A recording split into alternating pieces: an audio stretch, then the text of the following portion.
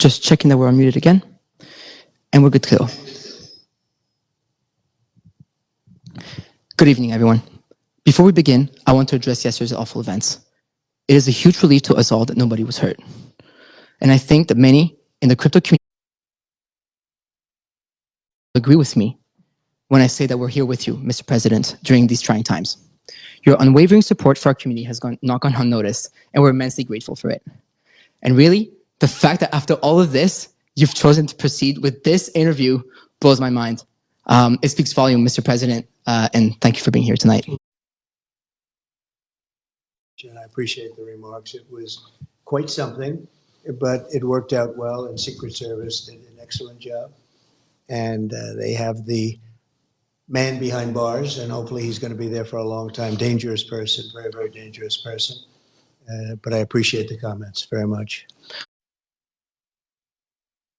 Allowing me to interview you in your wonderful Mar-a-Lago home, which is truly an honor, and I'm very grateful for it.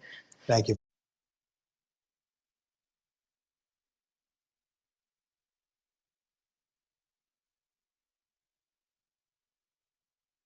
Mr. President, I can say that myself, like I was saying, the crypto community and millions of Americans are relieved that you're here with us today after the second attempt on your life at the Trump National Golf Club.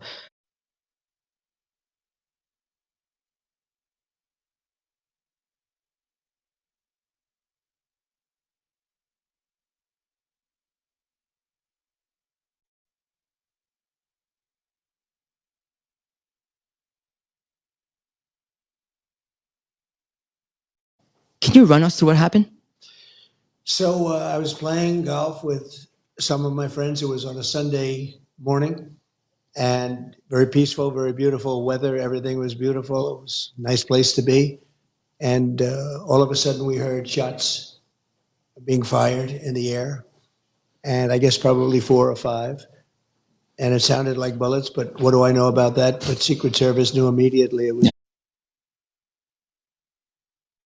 And they grabbed me, and I think probably the other one, Steve is one of the people, Steve Woodcock, a great friend of mine, a great businessman from mostly New York and Florida, great businessman, and more importantly, just a fantastic person. So we're in the group, and we got into the carts, and we moved along pretty good. I was with an agent, and the agent did a fantastic job. There was no question that we were off that course. I would have loved to have sank that last putt, but we decided, well, let's get out of here. And what the gunfire was actually, interestingly, was a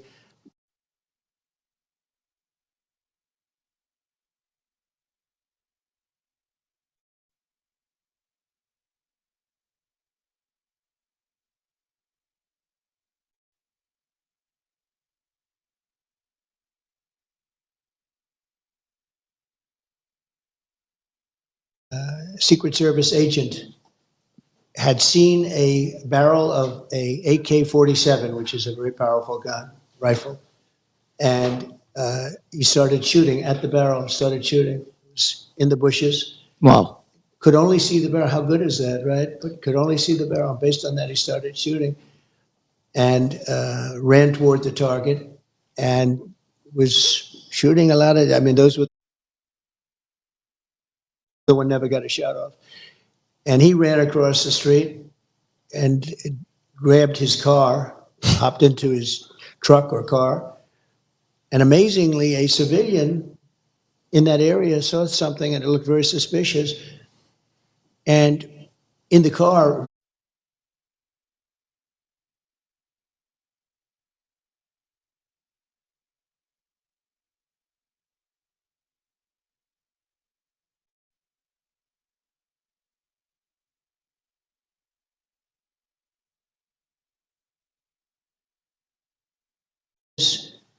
truck of some kind, and took pictures of the license plate, gave them to the sheriff's office. Sheriff Bradshaw is fantastic, very great sheriff for a long time. And within a fairly short period of time, they tracked him down on the highway. It was a pretty high-speed chase. And they ended up getting him. They got him. Because you wouldn't want to have somebody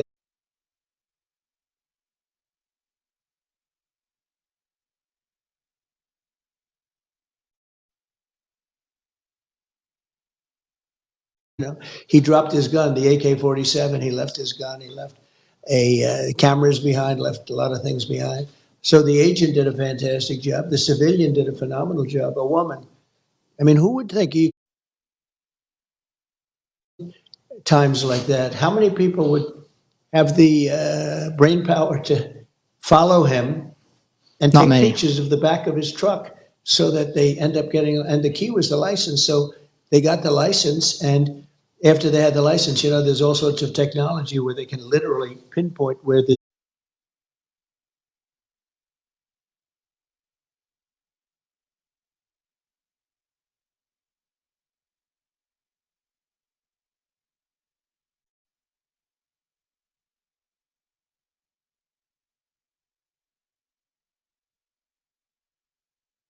truck is. I never knew something like that existed. And they pinpointed him on the highway. They got him with a high-speed chase. So they got him. It was amazing. So Secret Service did a great job. And I think I can say honestly, the sheriff's office, law enforcement, everybody really did a great job. Incredible. Very happy about that. That's incredible to hear. Thank you. And backup question to that second fold is, this was the second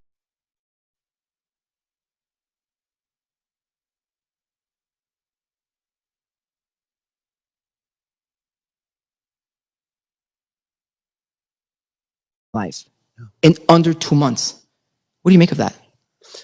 Well, there's a lot of rhetoric going on. Right. A lot of people think that the Democrats, when they talk about threat to democracy and all of this, and it seems that both of the lefts, the first one, they should learn more about. They have apps that they haven't opened yet, which is pretty strange. Right. And the father went out and got the biggest lawyer in the state of Pennsylvania, which is pretty strange, about the father of the shooter. We're talking about in Butler, the first one. And that's pretty strange. There are a couple of pretty strange things going on there. I can say this, the Secret Service was very brave in the sense that bullets were flying, and when I went down, I purposely went down. I saw what was happening, and people are probably screaming. I'm not sure if I recognized that, but I went down, and Secret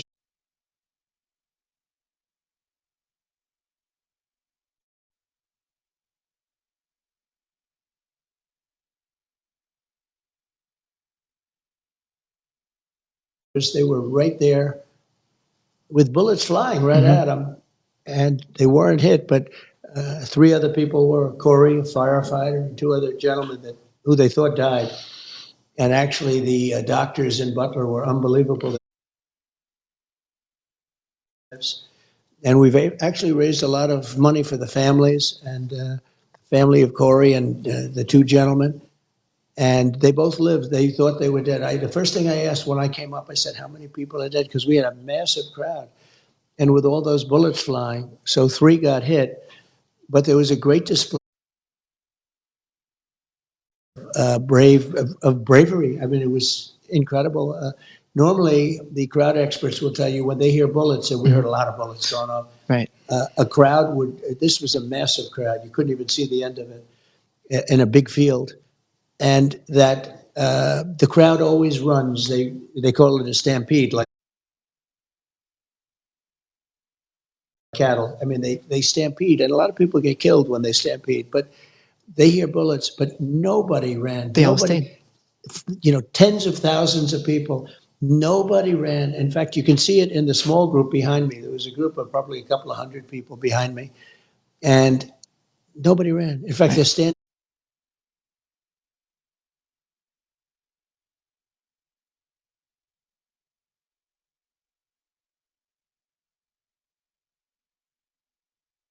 Some of them are standing up looking for the shooter. The other one has to get credit to local law enforcement. It was a gentleman that shimmied up to the roof, saw the man with a gun, and probably made him go faster than he would normally go. And so he didn't exactly hit the target the way he wanted. There's something going on. I mean, perhaps it's God wanting me to be president to save this country. Nobody knows, but when I made the right turn, it's very unusual because the people weren't on the right. The people were standing out in front of me. When I turned my head at an exact 90-degree angle, the bullet came and clipped my ear. And the reason so much blood, they told me at the hospital, I said, why so much? The ear is the bloodiest part of the body because of cartilage. He was giving me a whole description. I said, you don't have to tell me, but it was a mess. But amazing bravery shown, amazing talent, like the doctor saving the two men that were hit. They were hit really badly. I won't tell you exactly what happened. They were hit badly. And they both lived. Corey didn't make it.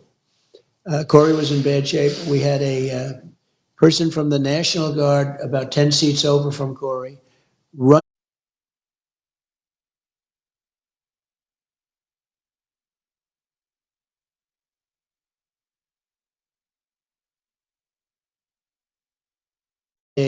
and with all of, he was hitting the head, with all of that, was giving him mouth-to-mouth resuscitation because he was still alive.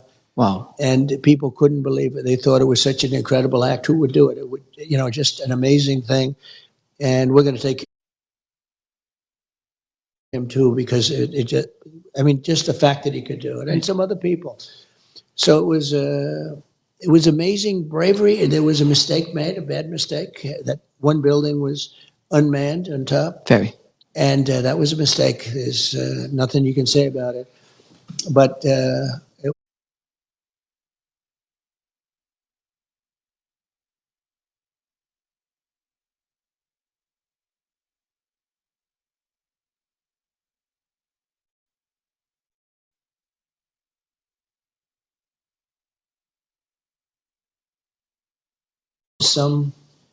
that was some crazy day. And then yesterday you had another one with a different result, actually, much better result, because we lost Corey and two gentlemen were very badly hurt, but they're in pretty good shape now. Right. A lot of talent. Those local doctors up there had tremendous talent.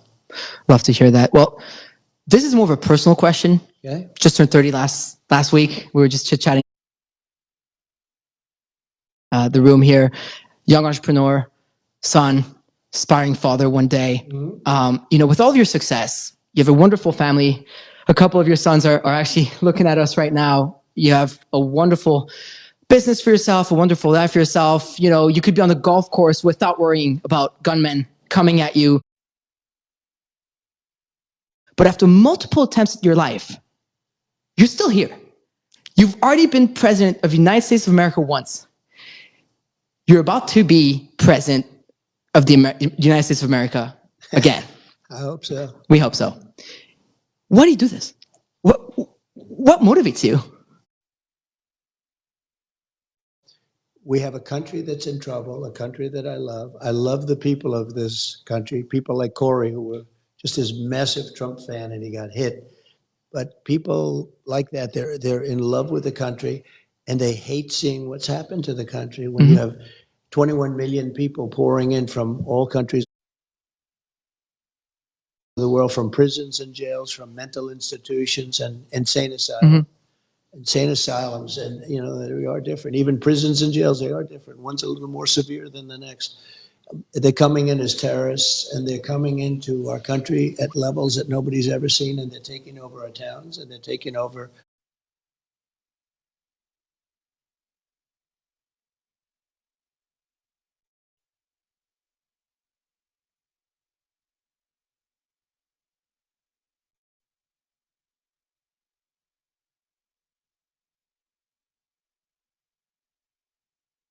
cities and big cities. Look at New York, look at Chicago, look at LA.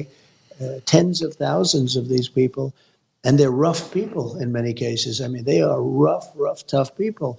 Venezuela gangs. If you look at Aurora in Colorado, you have a governor that doesn't know what he's doing. He's petrified to be there. He doesn't know what to say. They're literally taking over real estate. They're becoming real estate developers in a much different way.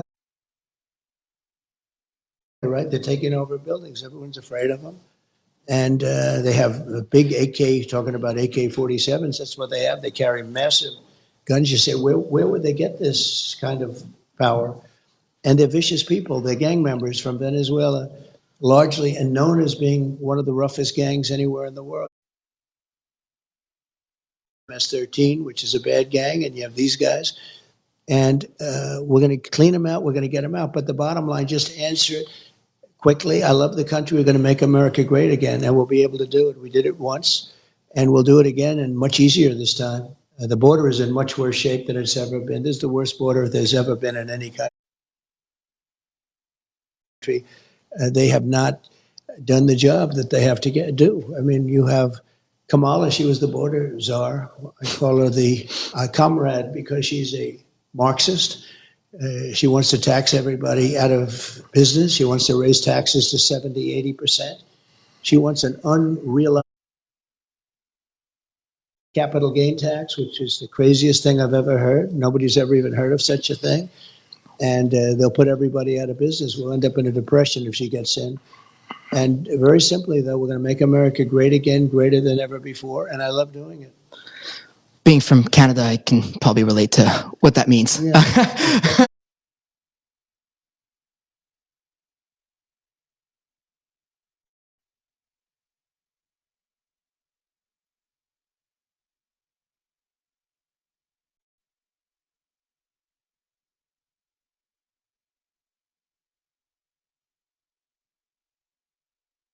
We've got some problems. A crypto entrepreneur based in Montreal here, so it's it's not always the best feeling as someone who's trying to build something out of nothing here.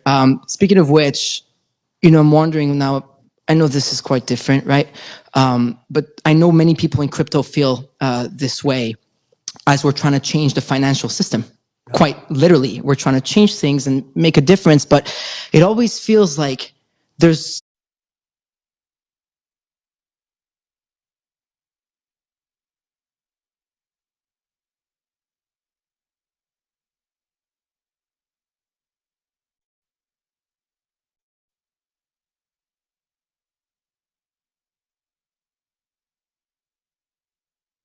some sort of a force against us.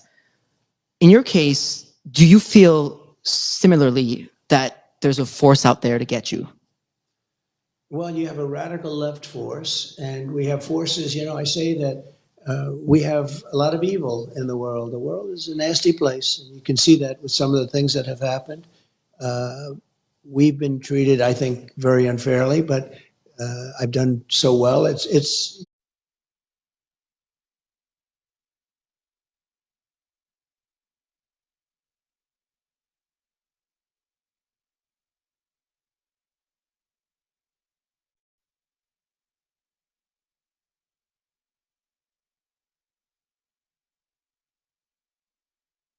it's an amazing country in some ways, but we have evil forces. You have the outside forces with the enemies, and you call them Russia, China, various places. I don't know that they're enemies. I think we'll get along great with China. I think we'll get along great with Russia. I want to get Russia to settle up with Ukraine and stop this. Millions of people being killed, far greater than the number you read about. But I want to get that done before I even take office. I want to get that done as president-elect because it has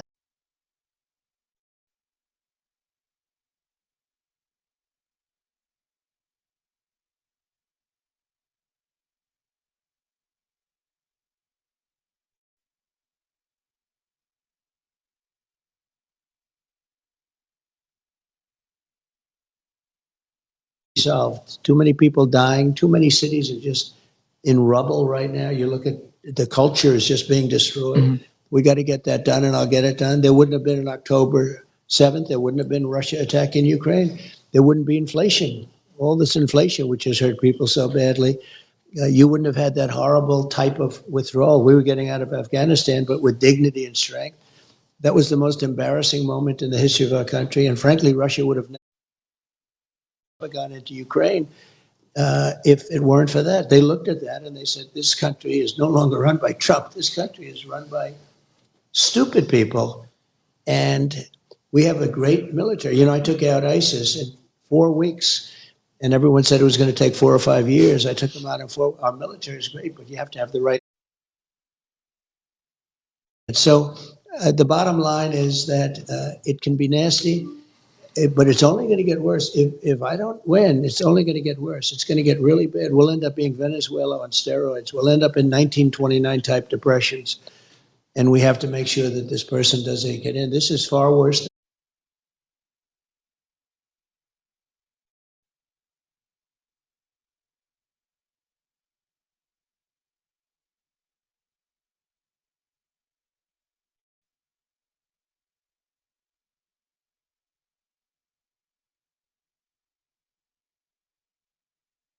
than Biden. You know, that was if you think of it, that was an overthrow of a president. That was, he won, he had 14 million votes, he had no votes. Crazy Nancy Pelosi walked in and some of the others, and they say, we want you out. He said, I'm not going to get out. I want to run. I was leading him by a lot after the debate, but still he had the right to run. And they literally, it was a coup in the truest sense. This was the first coup of an American. And I think it's, you know, look, I don't say fair or not fair. He was very nice today. He called up to make sure I was okay, to make sure that, you know, do I have any suggestions or anything? Mm-hmm. We do need more people on my detail because we have 50, 60,000 people showing up to events, and, you know, other people don't have that. But he couldn't have been nicer. But I thought he was treated really unfairly. He went through a primary system, he won, and then they threw him overboard. And, you know, she got no votes. But she'd be very bad for the country. We have to save our country. We can't play games, and we can't have a Marxist, communist president, because that's not what it's all about. So we're going to do it, and we're going to make our country greater than ever before, and you're going to be happy, and you're going to love your crypto. And as long as you have crypto, you're happy. Nothing else but crypto. Yeah, I mean, you know, when the Twitter Spaces was officially announced and that you put the tweet out, a lot of people were like, well, who's this Farouk guy? And obviously, you know, a lot of people started digging into this Farouk guy, and, you know, the main reply that was that I'm just this crypto bro. But you know what, Mr. President, I am a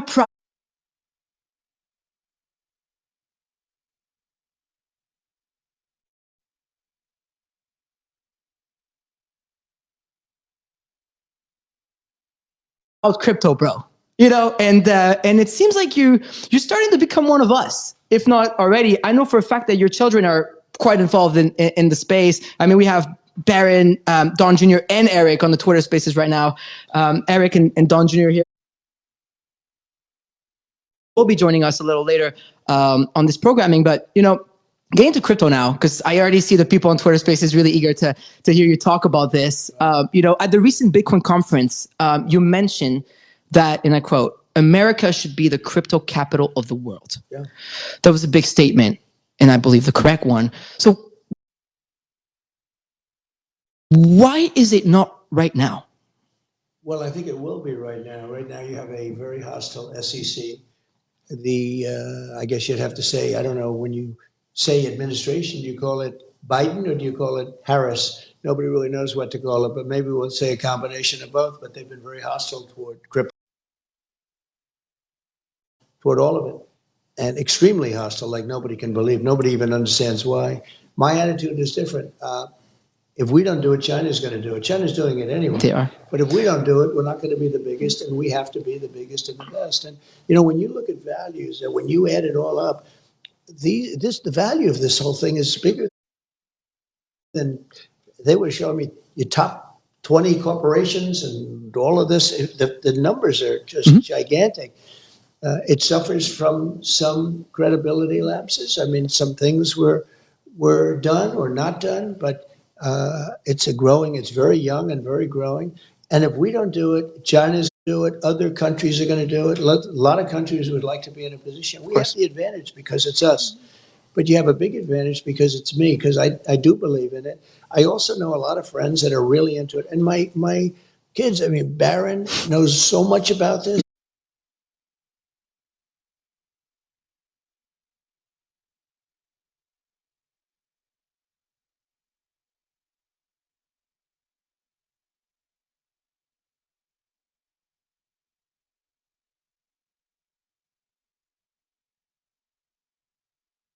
Right.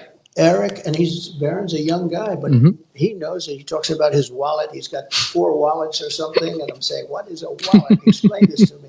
But he knows this stuff inside out, and Eric and Don know it so well. They do.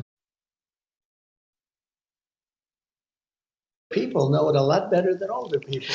But I have a lot of respect for them. They've shown great judgment, all of them. And I think you're onto something. You're onto it a lot sooner than most people. You know, you really. It's sort of like it's a fledgling business, and yet it's a massive business. But it has a chance to really be something special. And when I do things, I notice a lot of crypto comes in. People pay with crypto.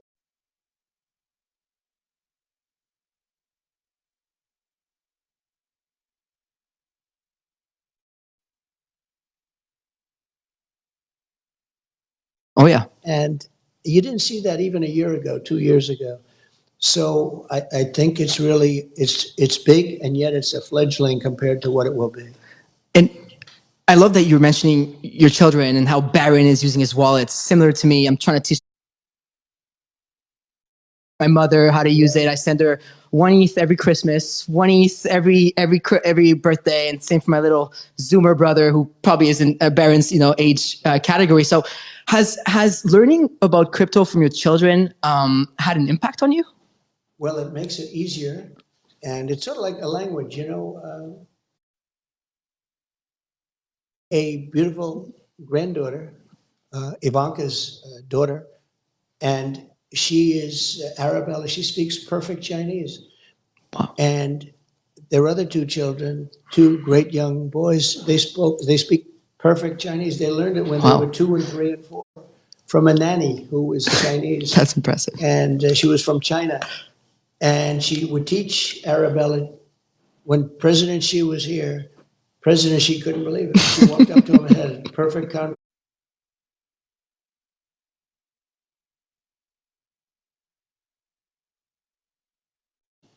And I said, so how did she do? He said, as good as any 10-year-old girl in Beijing. I remember that statement. I mean, but she learned it at a very young age. Wow. If you're going to learn, if it's China or Japan or any language, right.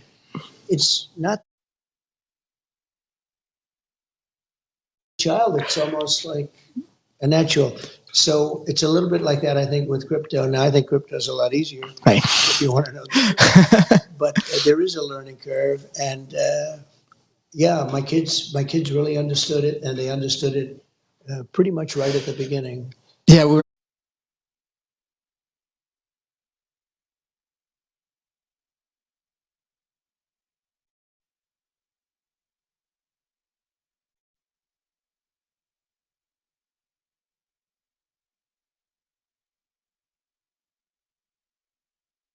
and I was like, "Whoa, okay, this is really awesome." He knows. Yeah. Oh, we're about to hear all about your son's crypto endeavors and how much they know about it, which is really cool. You know, I just came back from Asia. I was at the Korea Blockchain Week and at WebEx in Japan, and over there at the moment, everybody's in Singapore tuning live to listen to us live on Spaces for Token 2049. What's impressive in the East is that crypto is not the future.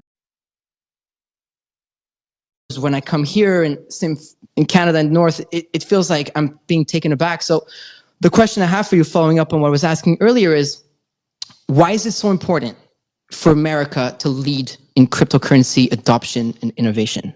Well, it's crypto, it's AI, it's so many other things.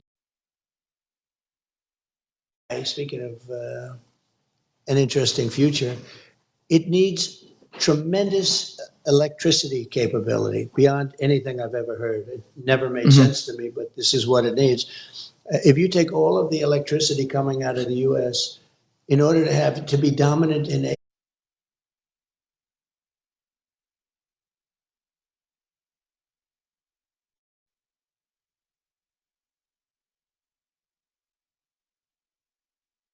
you need twice that amount just for this one thing. Who would think that? You need twice the electricity we already have.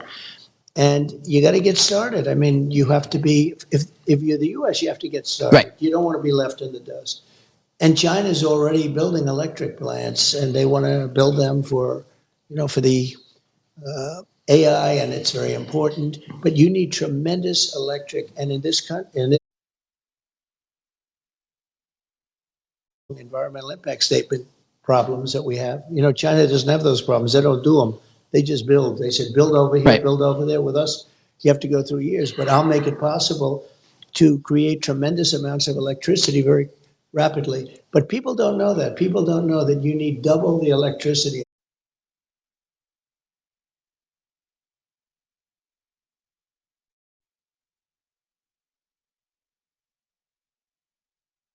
So you want to get in, whether it's crypto or AI or other things that are coming along, and it's part of the game. We want to have a great country. We want to stay at the top. We're making things now. We're starting an administration that there was no chance of ever even getting involved in for a long time. Right. And we're leading the pack in so many ways. One of the things I'm very proud of is Space Force. We were getting lapped in space by China and by Russia, and now we are the leader in space. And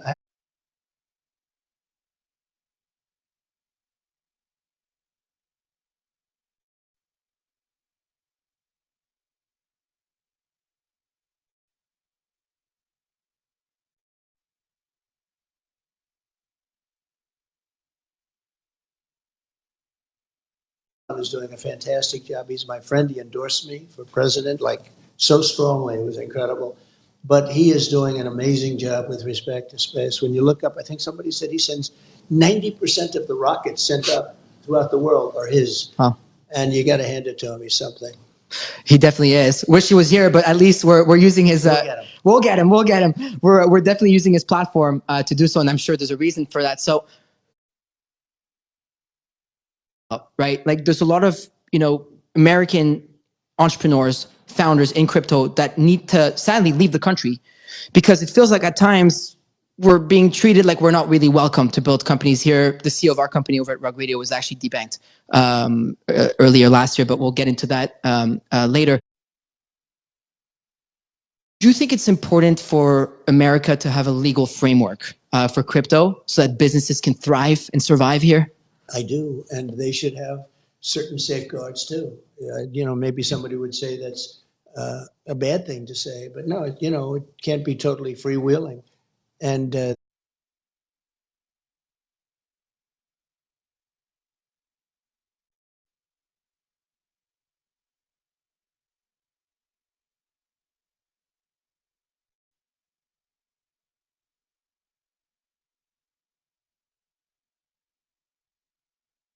crypto people, they want safeguards. They want certain safeguards. But it's a very hostile environment right now. From what I understand, the SEC has been extremely hostile and really going after people. And I think, frankly, since they heard I was involved, they've treated people much better. Maybe they view it as votes. Maybe they view it as votes. But people that were under serious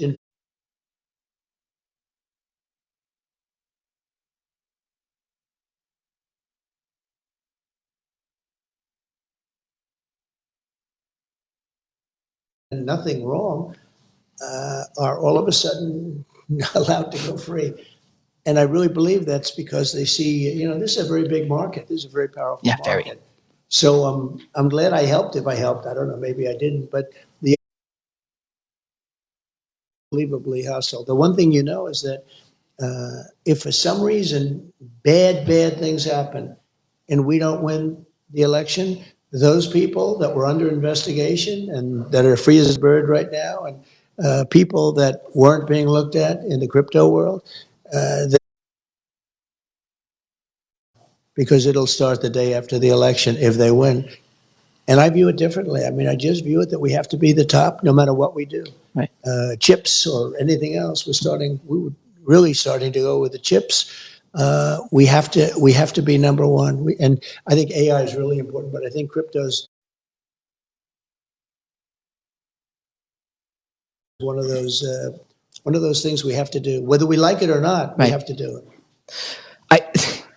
It's really, really cool to hear it from you in person. We've only heard it on TV, in newspaper, etc. But it feels good to know that a presidential candidate and someone who is already president of the United States of America feel this way about cryptocurrency.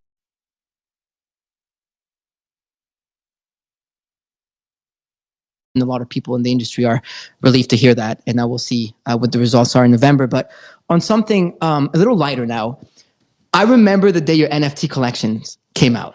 That was super cool. So I hosted a morning show called FOMO Hour with my friend OSF and Mando and now Tyler, and the link dropped. And so it was the very, very first collection. There was a chance to have dinner with you. And I remember just like scrambling to buy them. We're staying live. We stopped the show live on air to thousands of people like, no, we got to buy these. We're going to buy these. I got to spend 25K on this. Let's go. Right. Let's do it. Which is another cool thing about people in crypto, right? Or there's crypto bros. We're trying to buy these things. And it was just so electric and crazy that we actually failed. But hey, I guess that's a good thing because the collection, ended up selling out, and then you ended up doing, I believe, you ended up doing that 3 times over. Can you tell us more about the success that you have had with NFTs, but also like, did that surprise you? Well,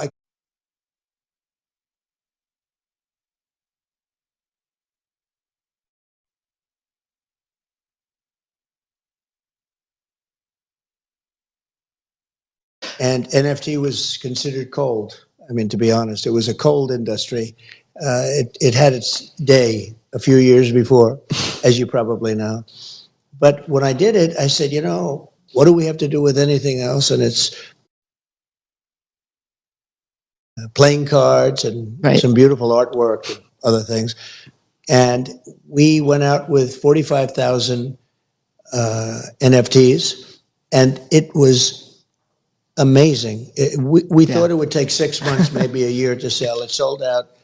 I don't want to exactly the first day, but pretty close to it. It was like almost immediately. It was quick. Yeah. Like we failed every transaction. Right. Almost immediately. And then we did a second one likewise. And then we did a third one. And then we just did a fourth one. And I asked the people from the first 3, I said, well, do you want to have? Well, they have certain, they have very big pride to start off with. But I said, are you going to, if we do a fourth one, does that affect you and the ones you already own? Because some people bought a lot of them and some people bought one. And they're all very happy, really happy. I said, does it affect you? And everybody, it was like sort of a phone poll, just like, and everybody wanted the fourth one, which surprised me because you would think they wouldn't want the fourth one because maybe it waters down their own pieces that they have. And they did. They wanted it, and they wanted it badly. So we did a fourth and just did it recently, and I think it's just about gone. It's amazing. And one of the things I know, the crypto played a big role because they paid. Yeah. It wasn't like we're not getting checks with dollars. We're getting crypto. It's instant.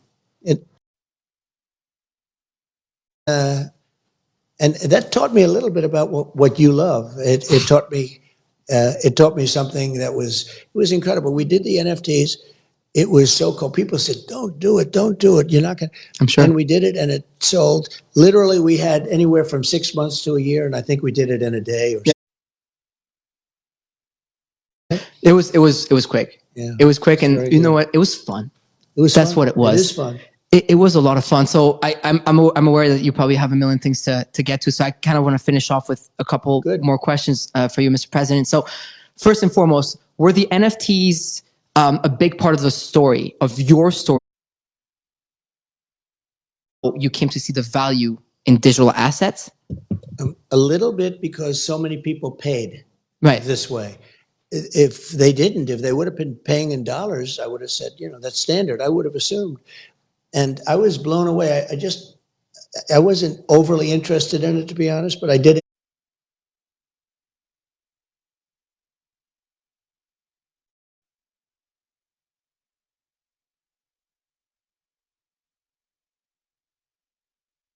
Percentage was taken between Bitcoin and all of the other things, but through crypto, and it was a massive majority, and I was a little surprised by that, and that was a while ago now.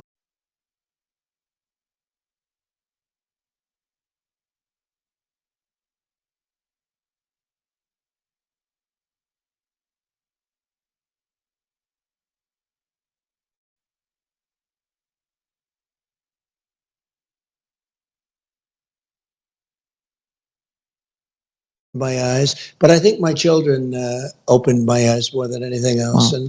And plus, I have a friend on my right who's a very smart guy, and he's not quite as young as his fantastic son, who we're dealing with, Alex, and all of them.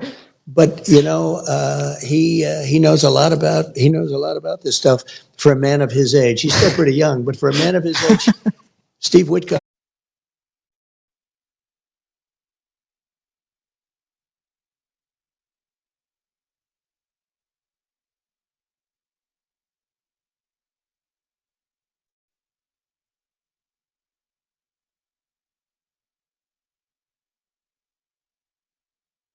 He definitely does. And he's on your right. We're about to get to Steve Witkoff. And for everybody in the audience right now, if you're listening to us live, hang tight. I have one more question for Mr. President. And then we're going to be joined by Don Jr., Eric Trump, and the World Liberty Financial teams, and Corey and everybody, the advisors around it. So we have quite the programming for you. But Mr. President, one last question that you may or may not have answered with your last answer here is, so if there was one thing that got you to see crypto differently, It was what? one thing that got you to see crypto differently, what was it? Well, maybe the NFTs. You sort of brought that up because I was surprised again at the percentage of them that were sold through that form. You could do a new form of currency. You could call it anything you want.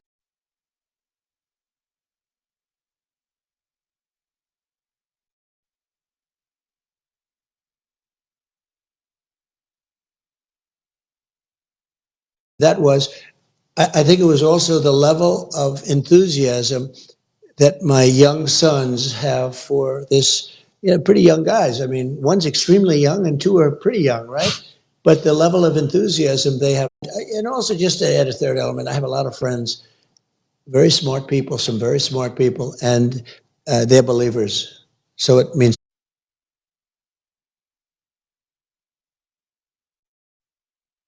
Well, I appreciate that. And I appreciate you. Everybody hang tight, please. I will go to Mr. Witkoff in a second, and we'll be joining by the next set of guests. But Mr. President, it's an honor. Thank you. Honestly, the fact that you've done this the day after a second assassination attempt means the world to me. Just a little 30-year-old boy from Montreal that, started from. This is now hosting yourself. So thank you for allowing me to do so. Great job. Great job. Thank you very much.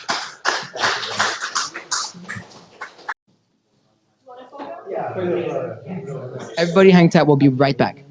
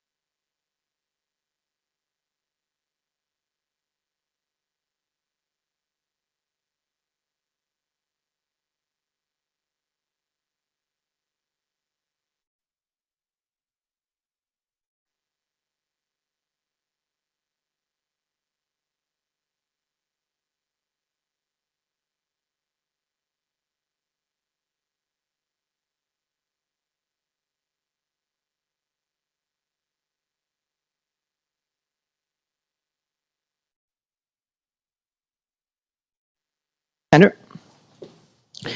And we are back over here. That was quite a great interview with President Trump, wasn't it, everyone? Yeah. There you go. We got this room packed with people. Everybody's still here. Hang tight. Don't leave. Keep sharing. I want to see those retweets because the state of the crypto Mar-a-Lago is still on over here. I have Steve Witkoff on my right, who has to run, to Fox, right? Fox. Is that where you're headed next, Hannity? All right. I got the opener for Hannity. That's pretty cool. That's not bad, right? That's like opening for like Led Zeppelin or something. I don't know. So Steve,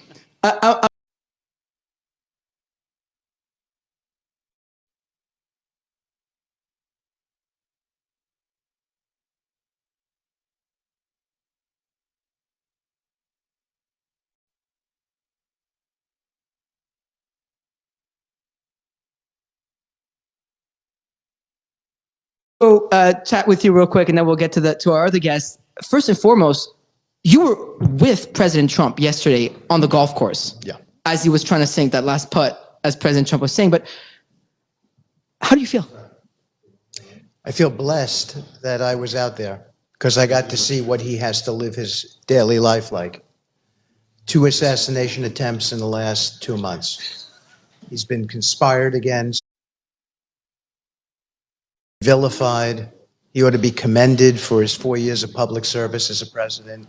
And I was glad I could be out there and see what it was about for him. He was as courageous a man he is as courageous a man as I've ever seen. He cared about his friends, asked about his friends first, and it was inspiring to watch him. Yeah, thank you for And the Secret Service, I would echo what he said. Right. They were incredible. They put their lives on the line for him. Wow. It's incredible that he's just back up today and just It's who he running the is. circuit. He's resilient. He's stoic. And Very. who wouldn't want those qualities in a leader? He is a natural-born leader. So to go back now to what we're here to talk about, and we're going to get into the weeds of it a little more. So how did this collaboration happen? I know it's an incredible story. Could you walk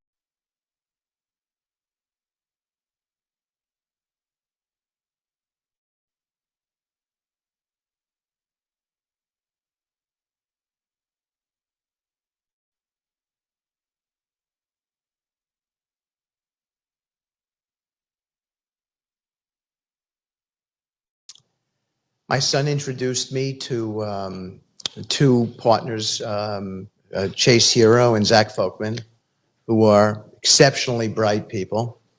They look a little different than us because they dress a little different than us because that's the crypto A few more world, tattoos.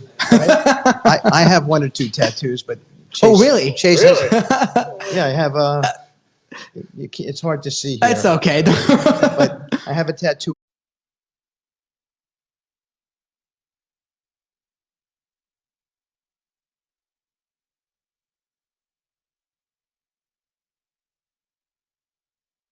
I lost, Andrew. Both of my tattoos are of him.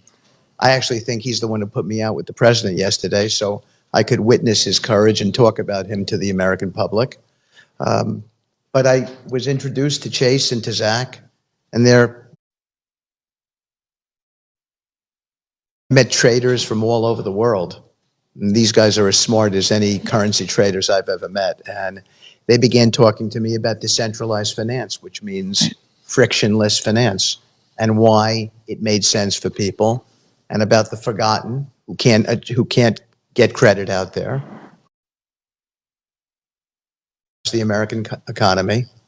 And as I began to understand it, I said, who would understand this better than the Trump family?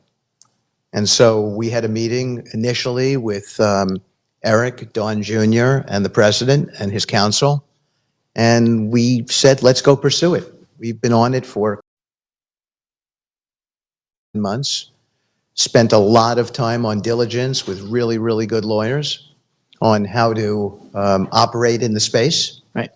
And here we are today, the culmination of a pretty robust effort. So do you think that this could really change the way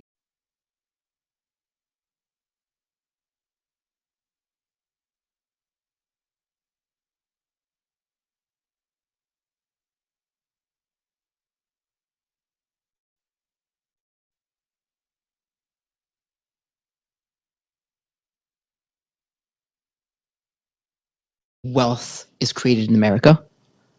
I think decentralized finance is the way of the future. Right. If you think about the fact that if you want to borrow money today, you have to be almost anointed. You have to be a member of the privileged class. I remember when I left law, I represented the president. I wanted to be in business. It was very, very hard to get credit, and credit, again, is what drives us.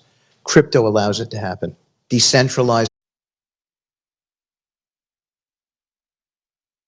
of crypto allows it to happen. So, and we see a approachable class of people who have been either debanked, as you talked about, or they don't have a bank that they can go to, and they don't have a bank that will listen to them. And so we look at it as a business venture, and we say we can democratize it, we can be more egalitarian about it, and at the same time, we can probably do very well in it because there is a large group of people who can't gain credit in the system. And isn't that unfortunate that young people with great ideas, they can't prosecute those ideas? That's a terrible thing. That's not a good thing. That's not the American dream. Well, thank you very much, Mr. Wyckoff, for being here with us today. Thank you. Really appreciate your insight. Thank you. Thank you so much. And so up next, of course, Don Jr.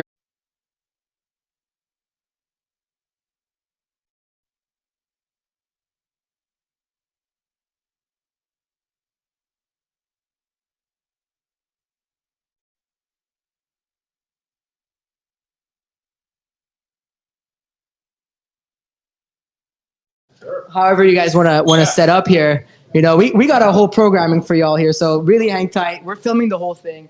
Everything's going to be broadcasted live a little later on video as well. Everybody's looking great over here. That's most important, right? As long as we look good. I'm liking your hair, the flow. Thank you. It's pretty solid. There was some polls going online around like who's got better hair. Would it be President Trump or myself? I think your father has.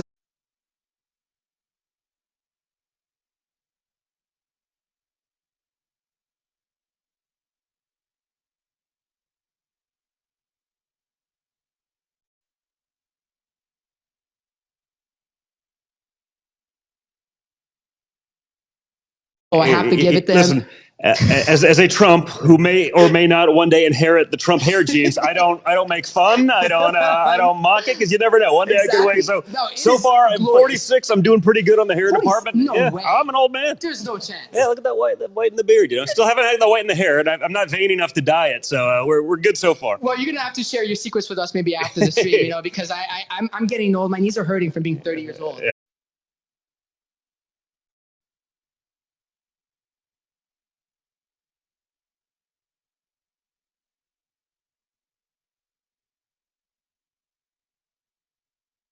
It's rough. It gets a lot worse, but I promise you. Yeah. Oh yeah. Okay. This thing I miss most about youth is just not waking up sore every day for no reason whatsoever. It's yeah. Oh my. Anyway, so let's get right into this. Don, your tradition.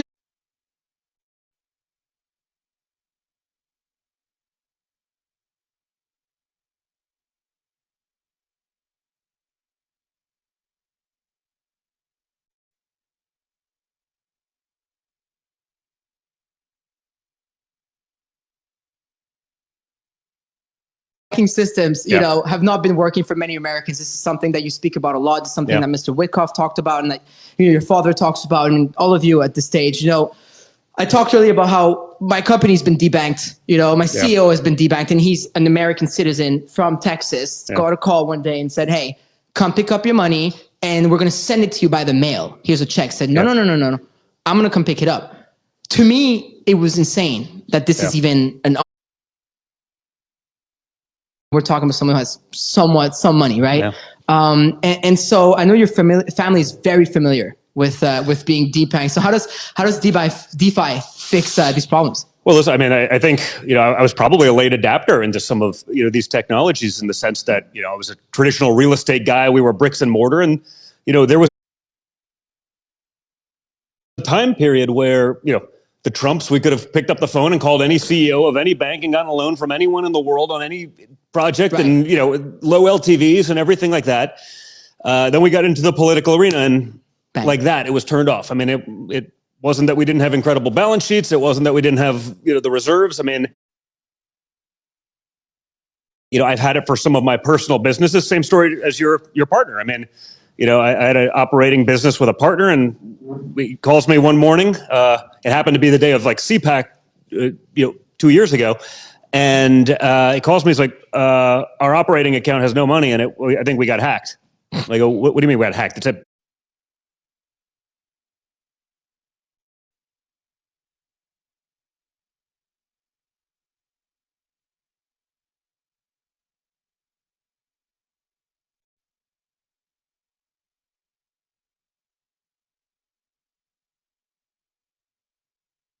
It was PNC Bank. I mean, this is a major bank, and whatever it is, this is a legit business. With, small business. It was a little media company just to sort of aggregate news that was not being shown to people otherwise. And he calls the bank like, listen, I think we got hacked. Oh, no, you weren't hacked. We just don't want to do business with you. They broke up with us by mail. They didn't even call us. Like, we didn't even get the call. They just like, oh yeah, there's a cashier's check. You'll have it. We got an operating business. We got payroll. We got what are you talking about? So, we went from being able to pick up the phone to anyone to having the same thing happen. We've had family members that have had, 7-figure accounts with specific banks be like, well, I just want to use some of that money to get a home loan for this. Will you write the rest of the loan? No, that's too risky for us. It's like, we have more money in the account than the value of the home. What are you talking about? It's too risky. But, Obviously. It's interesting because we went from being sort of, people that would have been, the elite in that world to just being like totally canceled. And it changed our perspective so much. I think we understand what so many Americans are going through. And when you really look at America and our foundation, the way our founding fathers set everything up, I think DeFi would be what they would envision, not, a broken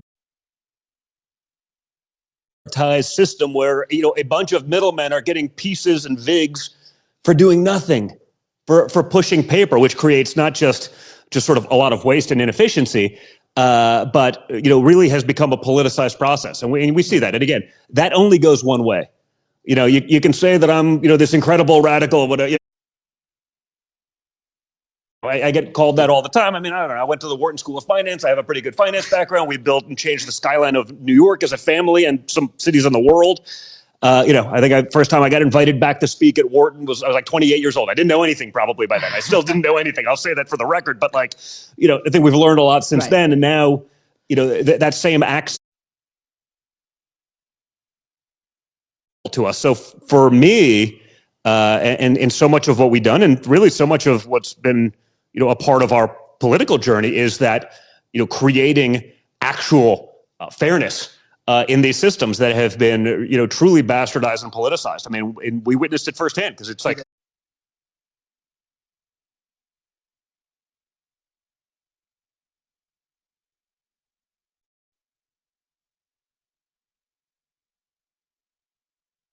you had whatever you wanted, and that was just ripped away from us in an instant. And we're a family that we're blessed to have the means to be able to do a lot of things. We're blessed to be able to have, for someone who doesn't have that power or the soapbox or the balance sheet, what do they do? How do they finance?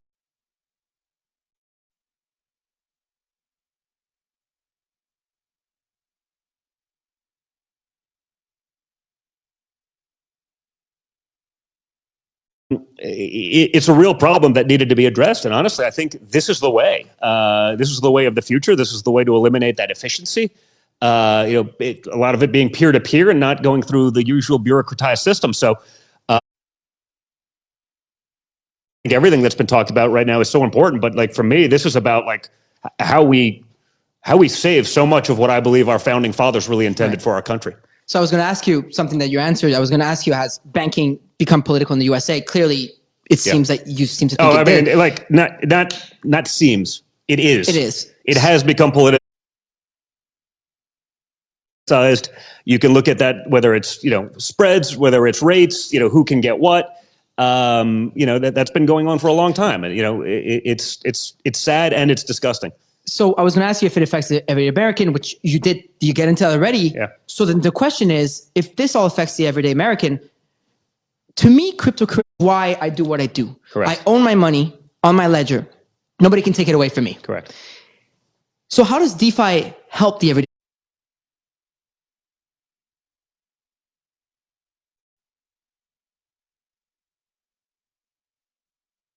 American? Well, this way, I think it takes, that political, component out of it. I mean, and you see that, right? I mean, Right. if you look at, the leading edge of Silicon Valley and the people doing these things, these are longtime Democrat donors that have come over and flipped sides because the Democrat Party itself isn't willing to give up the power and that control that they want over everyone's balance sheet, over their banking, over these systems. They see crypto as a threat, to the political power that they've built. And I mean, that's why, again, not necessarily, I'm not talking about the minions, what I mean? They all work there, they're going to be woke and whatever that is. But if you look at a lot of the leaders, whether it's VC or otherwise, they're flipping sides because they understand they are for that freedom. That freedom has allowed them to live that American dream. That's allowed them to do these things. And I think that's a real threat politically from the other side right now. And so it's been interesting to watch that transformation. But I think, this ability for everyone to have that, clean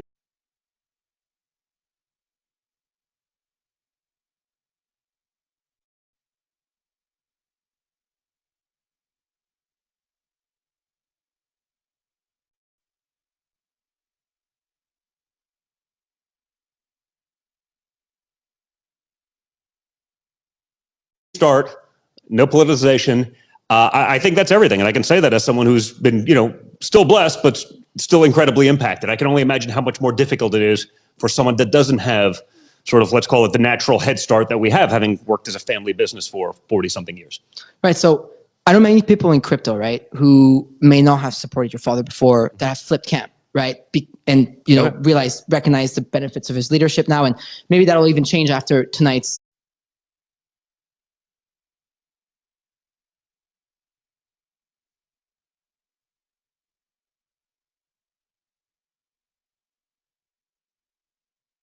address, especially with his strong stance on crypto, which is quite positive.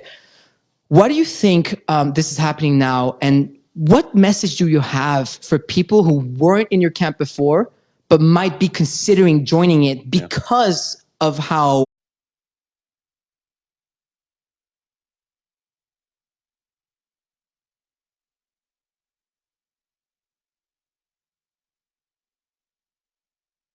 open you are to tech and innovation? Well, listen, I think the fact speaks for themselves, right? If you're looking at it just purely from a political standpoint, I mean, the Republican Party, the conservative side of things are clearly the people that are okay with said freedom, right? The other side, and I don't want to make it just political. It's not. I mean, it's finance, but ultimately, your balance sheet, your ability to transact in these things, will be affected by politics, right? One side is the side of censorship. They're the side that wants to jail their political opponents. They want to overregulate everything so much that you actually eliminate so many of the natural and great things that people love about crypto. Earlier, people want a framework. They want some regulation. We've been on this journey now for 9 months-ish, and, we could talk to a lawyer, like, hey, this is the trend. Well, we don't know. Is it this or is it that? What's the safe bet? And there's still a lot of ambiguity.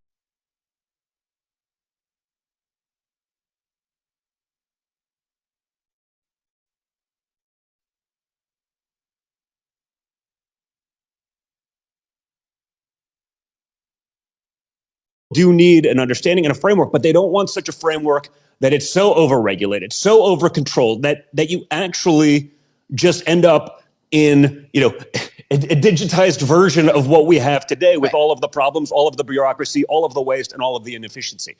And so, I think, if you're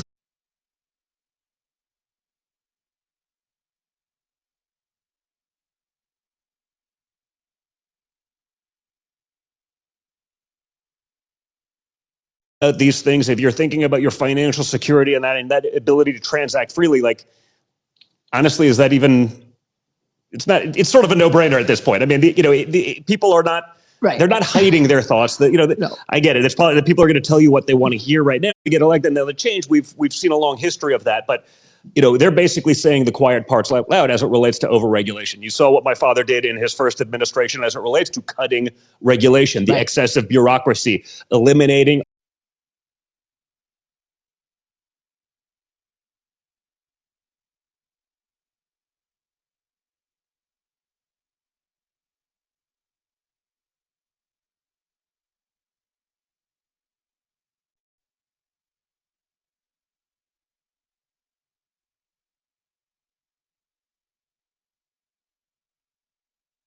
red tape. It's not to say I think everyone actually wants some structure, just not so much structure that it negates everything we're trying to accomplish. I mean, any structure will help. And this no, you need it. Like we're doing this at a high level with some of the highest priced lawyers in the world, and it's still like there's still ambiguity, and you're still dealing with. Well, we're not really sure. One lawyer tells you one thing, one lawyer tells you another thing. And it's not their fault. They just don't know better because they're not being given a legal framework, right? So speaking of framework, and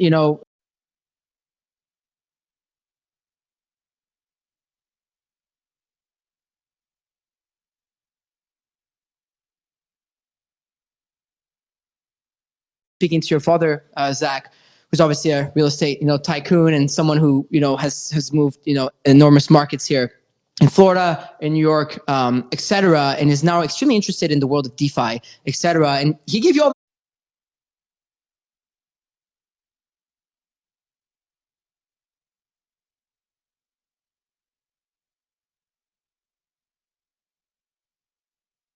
it's actually, I don't know if you were in the room, but he gave you all the kudos. You and your brother saying that you really got him involved in the space, right? That's kind. Right. So Zach, tell me, what do you think, about moving real world assets like real estate on chain?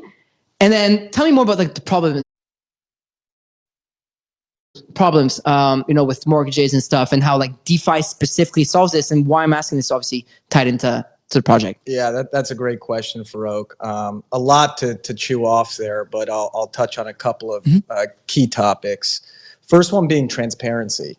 Blockchain technology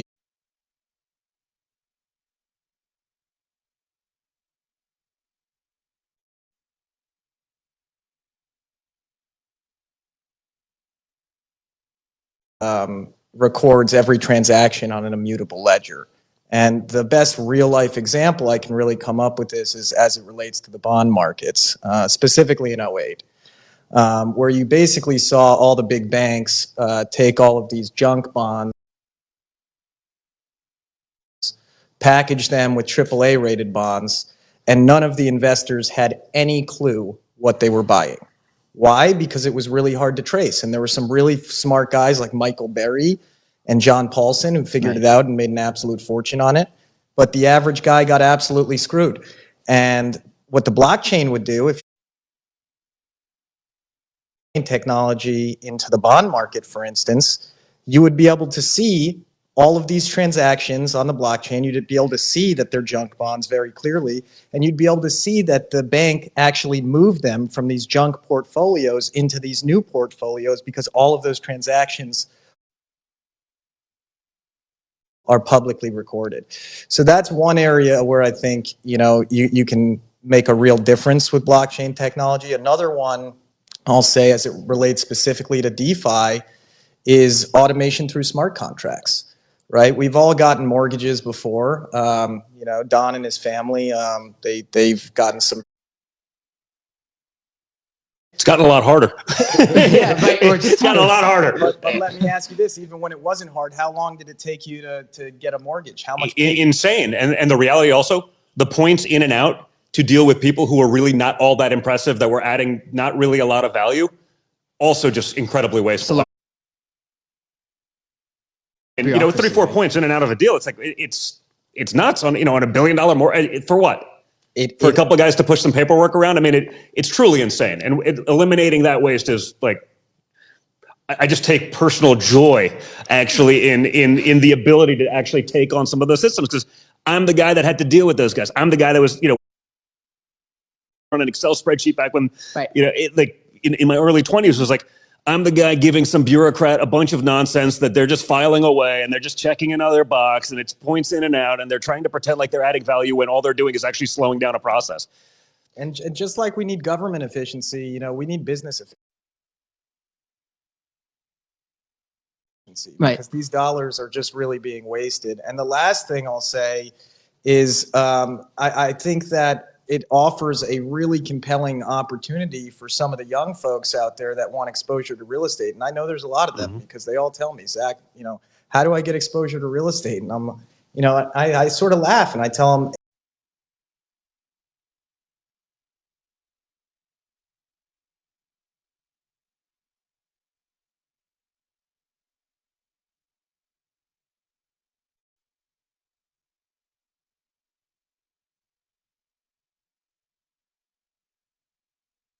not possible unless you're, you know, one of the top families out there to get exposure to blue chip real estate. And, you know, blockchain technology, tokenizing some of this real estate, you know, you're essentially fractionalizing it and you're opening the liquidity pool to a whole new class of investor.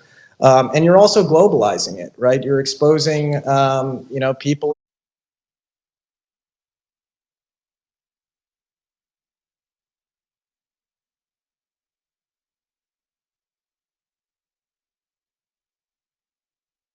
in different parts of the world to some of these real estate deals. And you know, I think that's really exciting and compelling. It's going to, and you know, it's going to cut down on a lot of costs, like Don was saying. And ultimately, it's going to lead to, you know, a big increase in property values, I think. So Wow. I think it's pretty.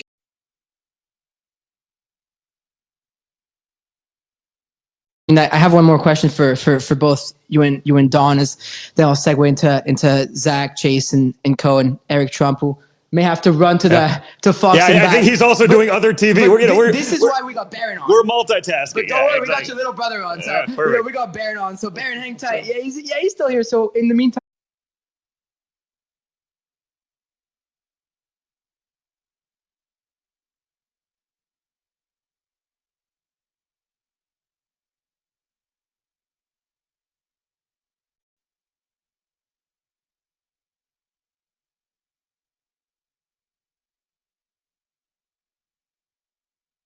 We'll just go to Baron, but just quickly, your father already touched on that before he left. But before you guys go, kind of want to ask you, like, what's it been like, you know, working with Zach and Chase? I'll get to you in a second, Chase, but before that, like, what's it been like, you know, working with the guys? Yeah, I'll start with that one. Chase is and Zach, they're two of the most stand-up individuals I know. They're men of ethics, morals, and integrity. And, you know, I would challenge, I'll echo what my dad said, I'd challenge any banker or economist out there to have a macroeconomics debate with Chase Hero. And I'll let you in on Anybody in the room? It's like stepping onto a debate stage with President Trump. You're just not going to win. So I'll echo that entirely. I mean, like I said, I've been dealing with bankers now for, you know, I graduated Wharton in 2000, so a long enough time. Okay, you know, quarter century, let's call it. And like, I wasn't born. Yeah, exactly. And the level of sophistication, you know, whether we're talking, you know, bond markets or yields, I mean, these guys will go down a rabbit hole that, you know, I guarantee you the average sophisticated banker on Wall Street could not even keep up. And so, you know, there's definitely, you know, that component of crypto that there's the Wild West, and you got to sort of always disclaim everything because there's, you know, there's some bad actors, but I think generally speaking, the community has been incredible and embracing. So you sort of do have to look out.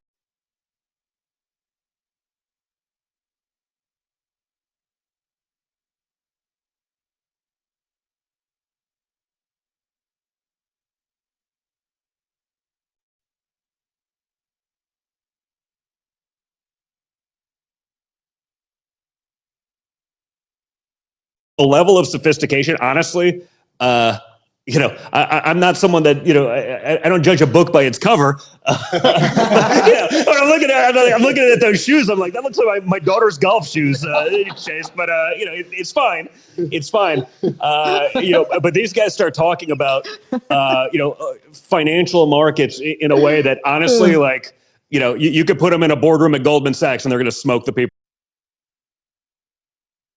impressive. It shocked even me. And again, at this point, I've been stereotyped and called every name in the book. So I don't really judge anything by what anyone else says. I make my own opinions. And these guys have been awesome at that. So it's really impressive. And it actually gave me, such a level. I think we're doing here is really a game changer. I mean, this is the start, I think, of a financial revolution. I love that. I definitely love the term financial revolution here, because definitely what's happening. When you're in crypto, you really feel it. Like there's still 100,000 people tuned into Square Spaces. I'm sure millions of people will see this. And I really do this, or people outside, just give crypto a dabble or a shot, because it makes you feel really different. It's what really got me. NFTs.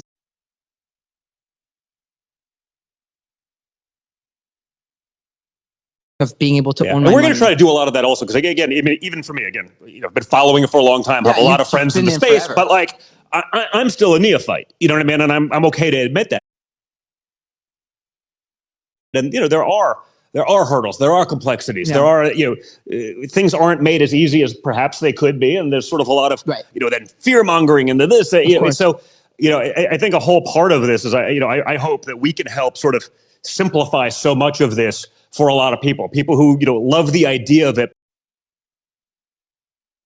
They look at the complexities and they look at just honestly, even setting up some of these accounts, and then it's like it can be overwhelming. But I think there's a lot of people that frankly, like me, have lost a lot of faith in the traditional institutions, and they sort of realize it's all a lot of those just one big punt.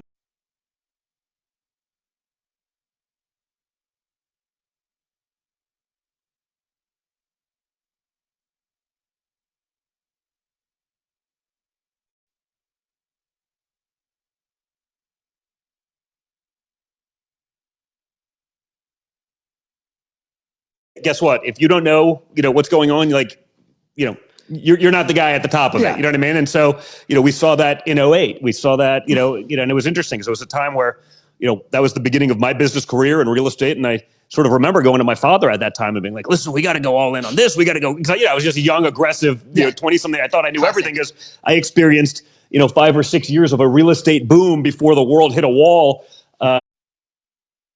in 07, 08. And so, it was actually the first time I was sort of like, wait, wow, he's learned from his own errors, whether it was in the early 90s or other, and he just looked at me like, don't be so glib. You don't know shit right now. Like, I go, what do you mean? We've crushed it here. He's like, yeah, but you've never lived through a down cycle. And it was a really interesting message from the guy that is sort of just known as being sort of like all in long every time at all, like, it doesn't matter. And it was like, oh wow, like, it was really sort of introspective. It was a conversation I never assumed I would have had until that point. And man, was he right. We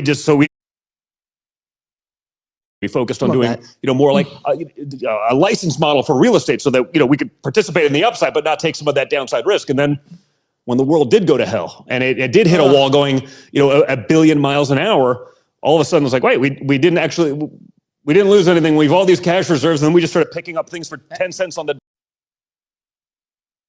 and, really grew an empire. And so, it's fascinating to see that. I see so much of that going on here. And I think we just want to make that easy and available, for so many other people that I think would really love to participate in it, because I think they have probably that same dejected notion, of what's going on.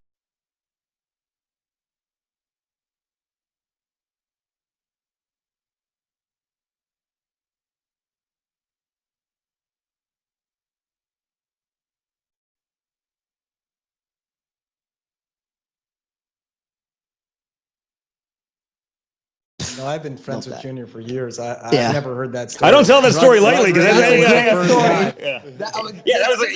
he literally goes, "Don't be glib." I'm like, Donald Trump just said I'm being glib. I'm like, I was like, who are you and what have you done with my father? What's going on here? I know a thing or two about being Max Long all the time and not believing in down trends. I was kind of that guy screaming super cycle in 2021 until it hit me.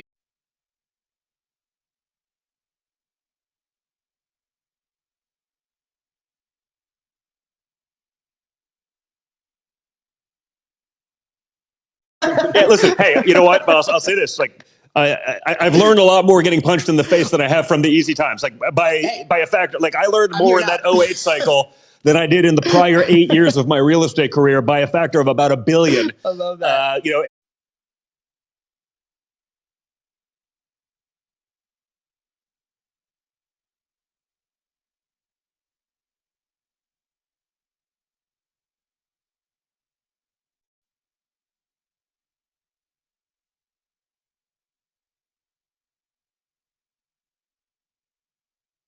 know, I think, and I think that, by the way, that holds true, not just for business or investing, but I think it holds true for life. You learn a lot more about yourself going through the adversity. We've dealt with plenty as of late. So, it's important. I love that. Chase, I mean, we just got quite an intro. Yeah, don't let us down now, man. He's going to start bumbling and mumbling. I'm going to be like, everything I said was a lie. I take it all back. I disavow. So you got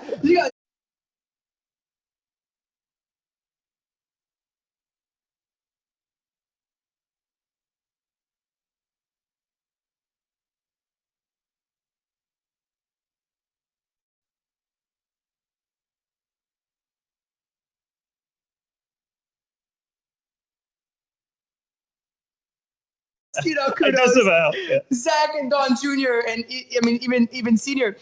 So we'll cut straight to the chase. No pun intended. Actually, just realized that.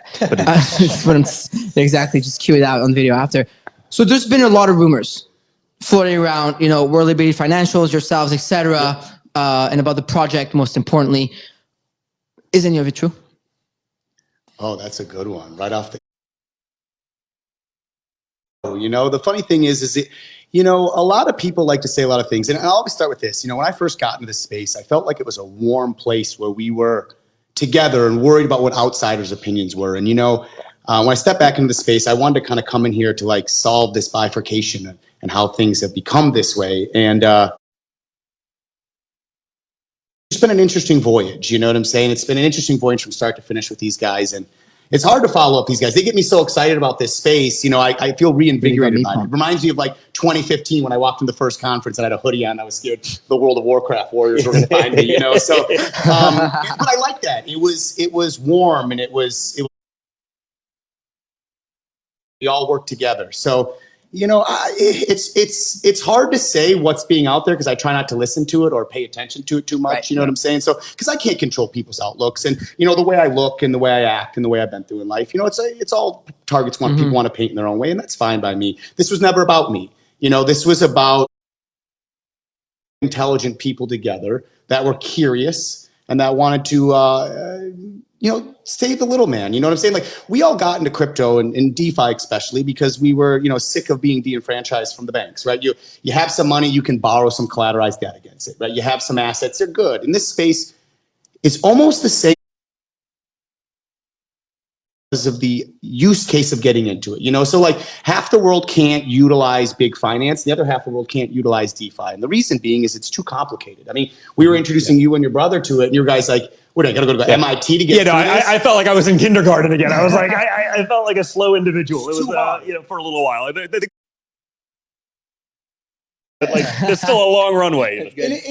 And I feel like, because there's so many brilliant people in this space and the evolution of what they built is just astounding that somewhere along the way, we've gotten so smart, we forgot about the people who maybe, was too much gas or, that's not really built for them or the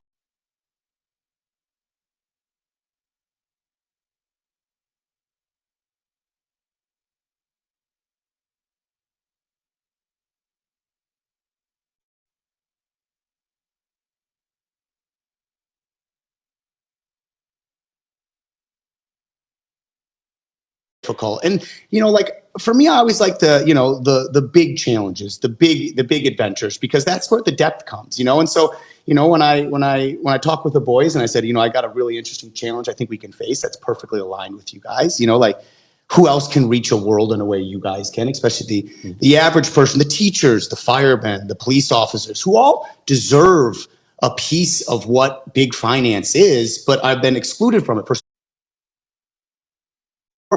no fault of their own, just nature of the game, right? And And it's a courageous battle, one that I'm sure we ridiculed the entire time on, and that's okay. You know, when you're called up to be a soldier, you know, you put your armor on and get your big boy pants on, and you know, you keep your head to the ground, and that's why we don't come up and respond to too much. You know, we're they'd rather have us build something good than sit there and fight this verbal warfare that there is no right or wrong answer that I can give you. Whatever I'm going to say, you're going to make your assumptions from it. And we're just going to sit here and build. And you know, it's been cool to watch these amazing people come together and put themselves in the, you know, the guillotine, as they say, and all work together. And you know, time and I love everything that they say about me. You know, a lot of people say a lot of things, but I don't think I'm the smartest guy in the world. I think I'm good at seeing complex plot problems and make them simple, to make them understand by everyday people. You know, and I think that's my gift, is the ability to say, hey, I'm not me understand this. If I can walk through it, so can the average person. And that's what we're going to try to do here. So, you know, and just for the audience to know, then we'll have Zach and Eric when he comes back, and we'll get more into the details of the project as well. We'll talk numbers. We'll talk all the juicy stuff that the crypto community really wants to hear. So hang tight right there, because half the people came to hear, President Trump, and the other half are probably we're giving them a long build up to the. Some of the real nerds are like, come on, this is a real show, you know. I was under the impression that they came to listen to me, but I'm sorry. Of course, here's Zach Woodcock. I'm sorry, y'all. This is that's like Trump level ego right there.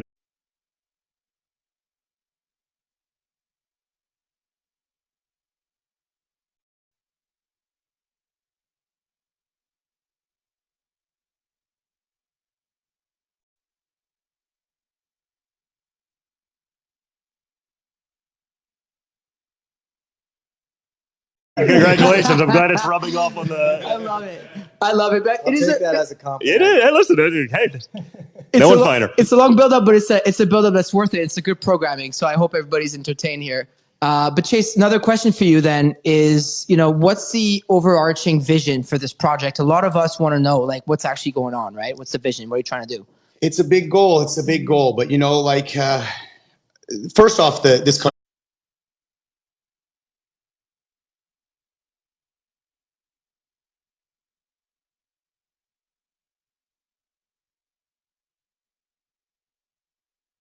has been so good to me. And so, as a taker and someone who's been able to get so much from this amazing world, it was time to try to do something to give back, and I think that the idea around liquidity is what I most. Somewhere along the way, we've confused the world with Bitcoin. Is it Ethereum? Is it altcoin? Which are all great assets. I love them all, right? But I think that's a simpler game. People understand dollars. They understand accounts. They understand the simplicity of it. And so for me, I really, really started to study stablecoins. And I really love the idea behind it, because to me, the simplest on-ramp to get someone who knew nothing about speculation into this space. And it's just like a gym membership. Once it goes from free to paid, you're committed, you're more into it. So I want to get people into this space, even if it's $5, to expose this environment. And to do that, and by doing that, something really special happens. And if you're not familiar, they're a really, really amazing asset. And what they do is they're buying treasury bills. And I think it's a really good way to keep America's the sediment layer for another 100 years. Right. And that's been a really big goal of mine, because if you look through the history books, you see a strong America has been a strong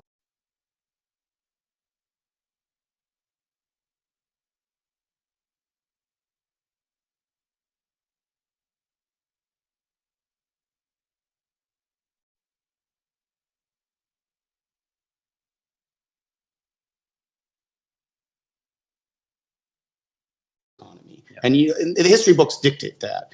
And I think for the first time in a long time, there's been a little bit of bifurcation there. There's been challenges to what is going to be the sediment layer of the future.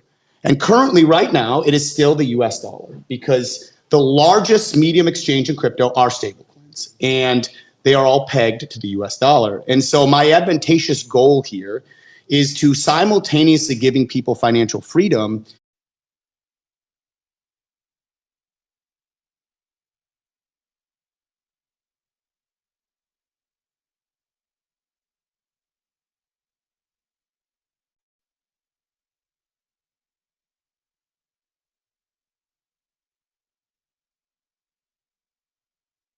securing the U.S. economy's sovereignty and freedom individually, and at the same time, giving people an asset that they can control. I mean, when's the last time you heard of an average person going out and buying a T-bill or a bond? Yeah, I don't think I've heard. Yeah, and the U.S. government itself getting away from like the petrodollar and all these things. I mean, that makes it very hard for the U.S. government to borrow and give us a lot of the things that, you know, a lot of it's waste, but a lot of things are actually required. And so, I mean, this seems like a good backfill to that for what a lot of mistakes being made on the international scene, certainly as it relates to the petrodollar. Yeah, Absolutely. definitely. So Chase, so how do you see your project, you know, reshaping the financial landscape for the coming years? Accessibility. You know, it's the, you know, you ever look at any big project in this world, it's like, it's the idea is to get users on there to use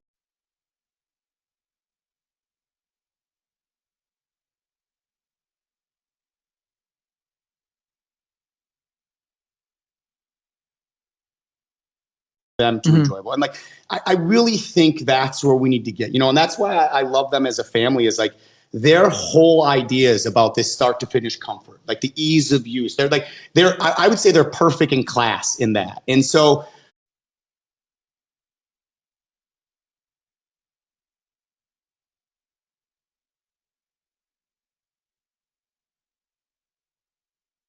that is to, you know, and constantly working around just making sure that we can make a system that is easy for the everyday American, everyday global patron to come on, to access this environment and to get a fighting chance in a space that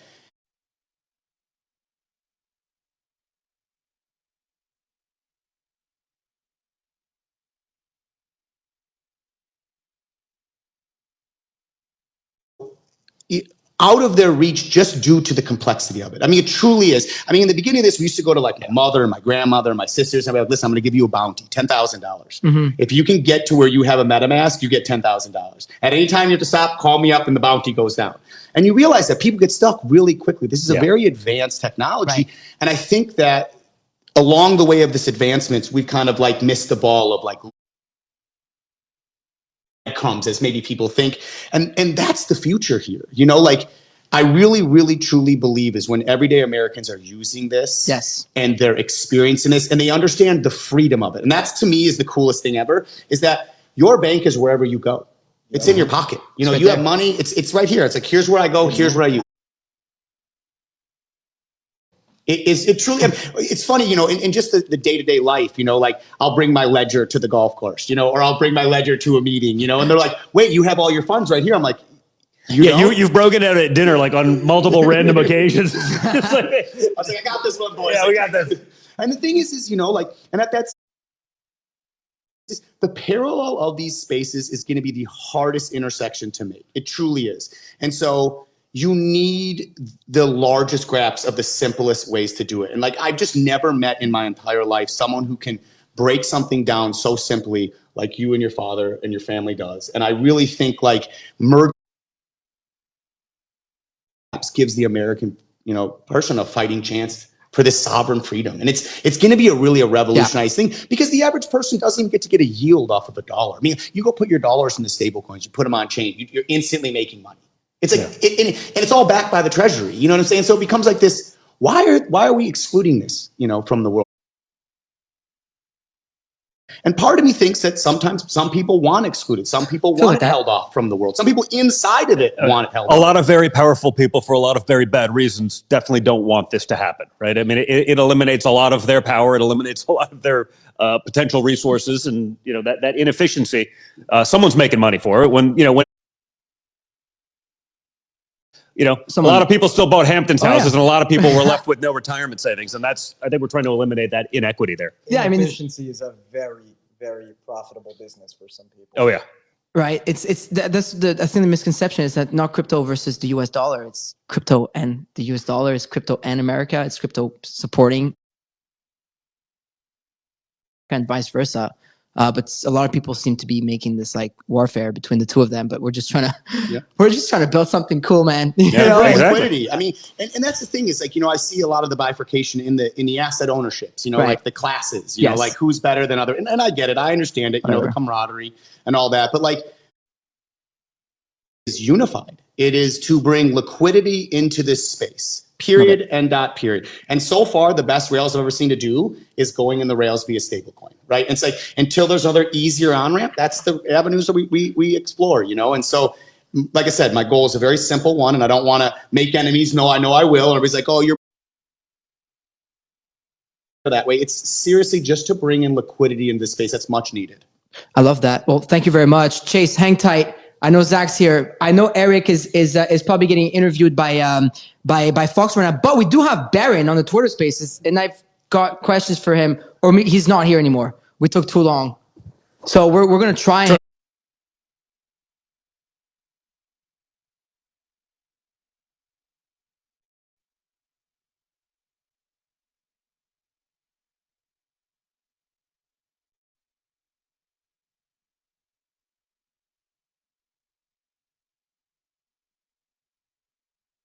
Get him But back. we're gonna try him. Try and get him back if Damn he's still teenagers. around. Yeah, I mean, I'm like the old boomer now. I'm like a grumpy old man with a white beard. It's like a. He's gonna come back. Okay. I mean, I see Baron's account on here, but he's gonna come back. Okay, awesome. I just got news that Baron or Eric. Sorry. Eric, yeah, Eric's coming back. Yeah, he's just Eric's finishing coming up back. TV. He's in the van outside doing an interview with Fox, right? I think he's on national television right now. If you're watching Fox. You're watching this instead. You should be watching this. Listening, This I is guess, much 'cause the better. camera. It's a little more exciting. Yeah, it's a I little mean, I more. wish you could see us now because this is looking really good. Okay, this room's sick. It's definitely a horror. This place is amazing, isn't it? This painting is fire. It's pretty aggressive. There's some people that would pay a lot of money for that painting right here.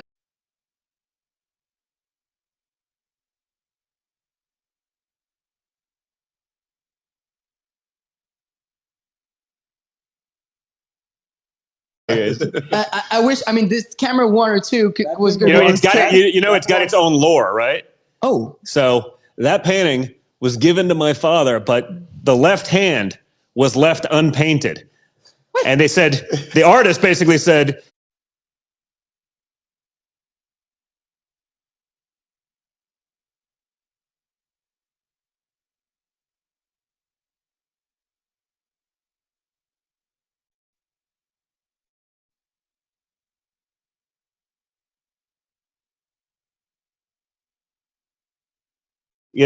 hey, I'm giving this to you. If you want me to finish, it's $25,000 or whatever the number was. And I think my father basically went to another artist and be like, here, I'll give you $500 to get you painting a hand. So the hand is a little bit different. But that's it. he was like, I'm not going to get game by this clown. Let's, That is too like, good. I think it's like one of the most Trump stories ever. Classic, I believe it to be accurate. I mean, this has been legend for a while. So We got to do Rug Radio more. Stories that I haven't heard Listen, this in my is- entire life. Yeah, I've listen. been friends with Junior. For yeah, quite a long my big time. problem is, you put a camera on me, I get much more open than I am. I'm basically like a recluse that likes to go shooting by myself. Like, I mean, you guys are welcome on Rugby anytime you want. We have over like 100 creators across the